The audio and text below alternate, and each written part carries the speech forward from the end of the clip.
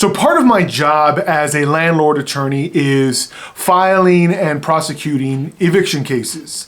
And that means that over the course of my career, I have removed a lot of tenants from residential property.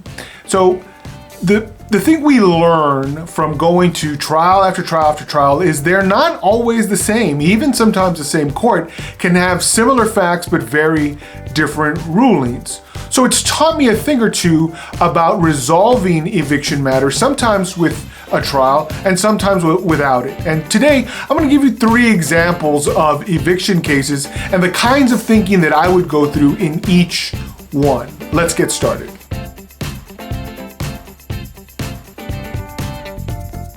Now, even if you recognize the participants in today's exercise, I want you to know that their situations are completely fictional and they're not intended to represent actual landlords and actual tenants. So here is scenario 1. This is a tenant who's made a partial payment by day 3, but pays nothing after that. A notice to vacate is delivered on day 7.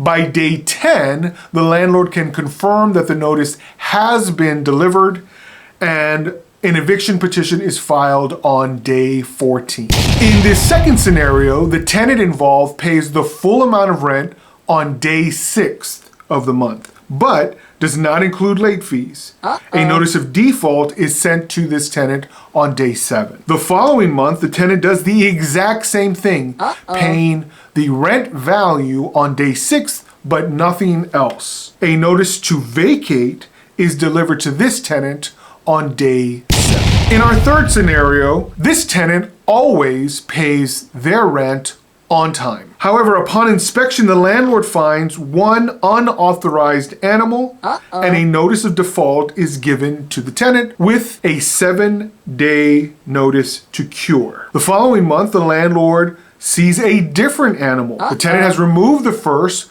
but now because of the next animal cited by the landlord again issues a notice and gives 7 days for the tenant to cure this default. In the third month, rent is paid on time. However, the tenant is found not only to have a third animal on the premises, but the landlord discovers an online listing citing the premises as the location of this tenant's puppy daycare business. The landlord issues a notice to vacate for violation of the business practice provision in the lease and for violation of the animal policy in the lease.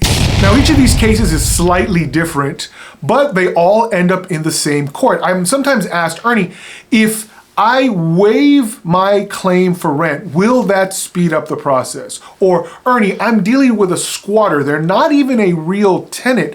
Does that in any way speed up the process? And the answer is simply no. Every eviction, in the state of Texas anyway, runs on the same eviction rules. Now, your state may have something different, but I'm speaking from a Texas perspective, and generally, different rules for eviction are not carved out for different kinds of tenants. There's one way to go, and that's the case in most states. In Texas, there's only one eviction court, and every single eviction case pretty much runs the same. So in the first case, we have a tenant who owed rent and simply stopped paying. They continue to remain in possession of the premises, but have not paid since the default began. And so a notice to vacate was issued for a partial payment and nothing else was ever contributed to rent. This should be pretty cut and dry. As long as the notice was proper, the judge should find in favor of the plaintiff and award possession along with all of the unpaid rent. However, things can get complicated if that same tenant during the process of the eviction tendered some amount of rent and the landlord accepted it. Typically, what I advise to clients in this situation is you've got one of 2 options. If you willingly took it, but you didn't give a receipt and you didn't clearly explain to the tenant that you were proceeding with the eviction anyway, you may run into trouble with the court.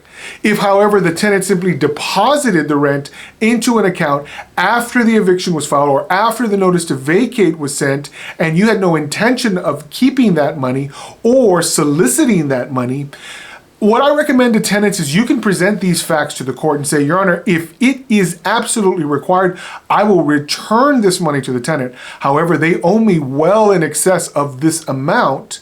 However, if the court requires that I return it in order to maintain possession and terminate this lease, I will gladly return it. So when you put the job into the hands of the judge to make that final decision, you spare yourself from looking a little bit shady, taking money under the auspices that you are ultimately going to dismiss the lawsuit. If that was never your intention, then you can present that to the court exactly the way it happened and let the judge either A, say, yep, I'm going to require you, if you want possession, to return that money. Or, and this is generally the case, especially in the state of Texas, the court will say, look, I'm going to award the unpaid rent, but you'll have to subtract this from the total, and I'll give you an award for the balance. I believe this is the fairest approach, and it's generally the way the court will go. But never, never, never just presume that it's going to be all right to accept money after an eviction has been filed, and then go to the court and continue to ask for possession without at least mentioning that the tenant did in fact make a payment that you're giving them full credit for. Nothing feels quite as good as the encouraging comments I get from all of you who just give a simple thank you for the content that I bring every single week. If you're not a subscriber yet, please consider subscribing. Give us a thumbs up if you haven't done that already and you are enjoying this content. Any questions or comments, leave those for me below. I review all of them and respond as quickly as I can. Thanks. Now with the second tenant, things are a little bit different because this tenant did technically pay what is otherwise owed for rent. And typically, especially in the state of Texas, you can't sue for just unpaid late fees. But the facts can be handled in slightly different ways depending on what is in your lease. If you show up to the court and you say, yep, he paid rent, but he paid it late both times, you might still be entitled to possession. However, I tend to recommend a 3 strikes and you're out policy because, judges like 3s. Now, the truth is, your lease probably says that late payment is default, and that upon a default, the landlord may terminate the lease. So in this case, we had 2 defaults. The tenant paid late twice, 2 months in a row, and each time some manner of notice was given. Does it matter that it wasn't 3 times? I mean, not exactly. But it might matter to the court, especially since the tenant did pay. And because the tenant paid, the court may find that sympathetic and may dismiss the case and say, look, go resolve the issue of late fees on your own. I'm not awarding possession. However, there's another way that you could do this, especially if your lease has an application of funds clause. And what this application of funds clause says is, look, your next payment, I can apply to anything that is applicable as a debt in accordance with your lease, including late fees. So if late fees were owed for a prior month and late fees are owed for a current month, that second payment can be applied to late fees. Let's assume, for example, that rent in this particular case was $2,000 and the late fees accrued by day 6 are, just to keep things nice and round, $200 in each occasion. That means that the second payment of rent is actually $400 short and amounts to a partial payment. Now the tenant may argue, no, I paid the full amount of rent. But if you're able to demonstrate to the court adequately that your lease allows you to apply the payment to old debt first, or to any debt that is presently owed, you might successfully be able to argue that the rent was in fact $400 short in this case. And that itself might alone be the winning argument. That it's not simply a matter of lease violation, it's a matter of non-payment of rent, which usually wins the day. And so the court may, again, default to the position that this just doesn't count, or that's a little too creative for me and I don't like it, so I'm going to deny. But many courts will award possession in this case. So because there's the risk of losing the case, what do I recommend to landlords in this situation?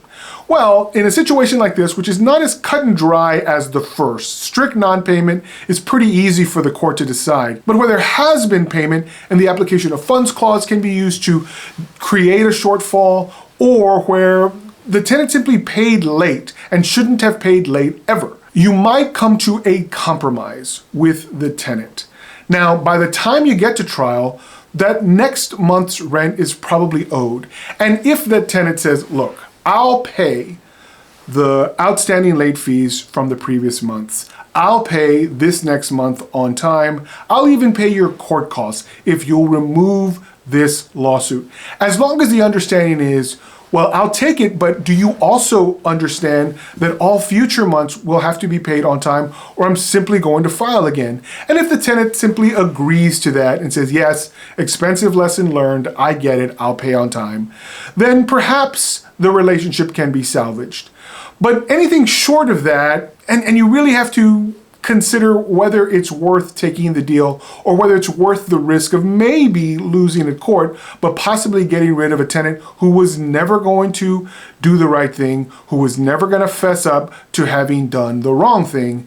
And so if you've got a bad relationship strained already by your filing of the eviction in the first place, it may be worth it, if they're not willing to settle, to push ahead and seek that eviction. Now, in this third situation, you do have your 3 strikes. In fact, you threw in a 4th one when you found out about the illegal business activity. And the question you ask yourself is, will the judge allow me to evict when rent is always paid on time? And the truth of the matter is yes, especially in the state of Texas. You can evict on the basis of a non-rent lease violation, particularly when you've got notice after notice after notice to this tenant and they still don't fix the problem. It seems obvious that from the beginning, this tenant intended to run a business out of the property. And if that's strictly prohibited in the lease, and the particular business involves another prohibited item, an animal, then you have the right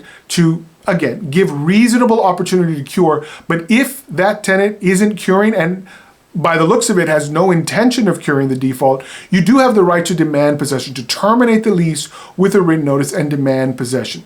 Now, in this case, does it make any sense to enter into some kind of settlement agreement? Well, I don't know that it makes sense to settle with an agreement that involves the tenant staying in place.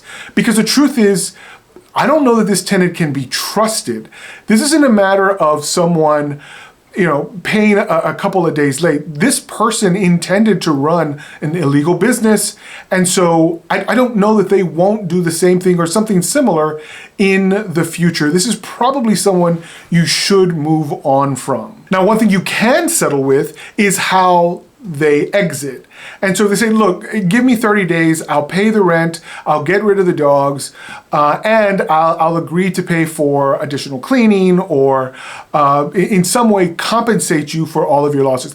I just need additional time to move. These kinds of settlement terms are perfectly fair and may make sense, especially if they help you minimize your losses and to recover from any damage that your home may have experienced from this particular tenant. Eviction can be complicated, and the truth is it's not that fun for any of the parties who are involved.